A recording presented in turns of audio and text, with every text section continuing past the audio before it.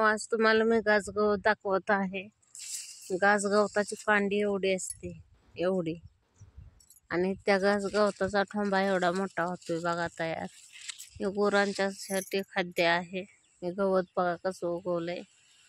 इकडं गुरं आहे ती, तिथं खोंड आहे, तिथं 2 गाय आहेत, जर्सी गाया, कोंबड्या चरत्यात गवत।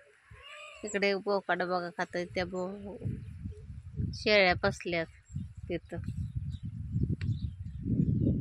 ते काय आताच खात नाहीत। हे बघा कसं गवत आहे, आत हिरवगार गवत पण आहे।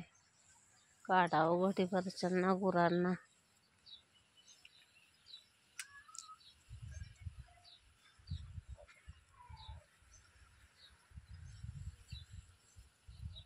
बघा ही घर आहे कसं बांधलंय बघा। काही शहरगावात राहण्यापेक्षा खेडेगावाची मजाच वेगळी असते, लोकांना कळलं तर आहे। बघा हे घर बांधले, अशी डाळिंबाच्या बाग आहेत, त्या बघा हे डाळिंबाच्या बाग आहेत, इकडे घर आहे ती।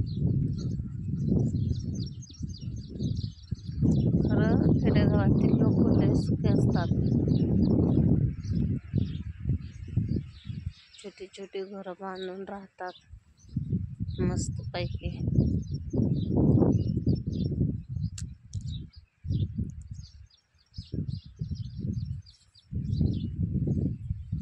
बघा इकडे गाय बांधलेली आहे, देशी गाय। इथं सीताफळ आहे ते खायला,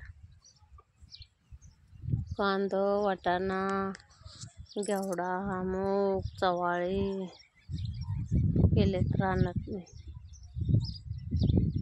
इथं कोंबडे बघा, कोंबड्याची पिल्लं येत आहे ते बघा।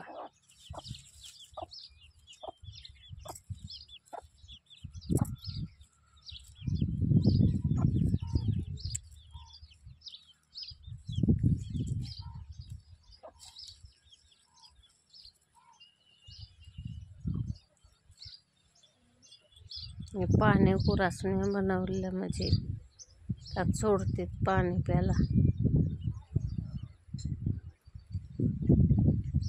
सगळ्या कोंबड्याच बघील तशा आहेत। बघा शेळ्या किती आहेत आता तुम्हाला दाखवते।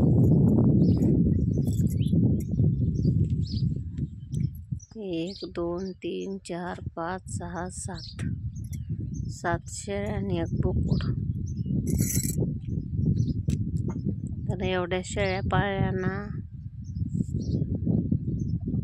महिलांनी, तर ते महिन्याचं नाही पण 5-6 महिन्यात, वर्षात 50,000 उत्पन्न घेऊ शकतात बसून, घर बसल्या। कसलं भारी आहे इकडं, आणि कुठं गवताला जायची गरज नाही, काय नाही, गवत शेजारीच।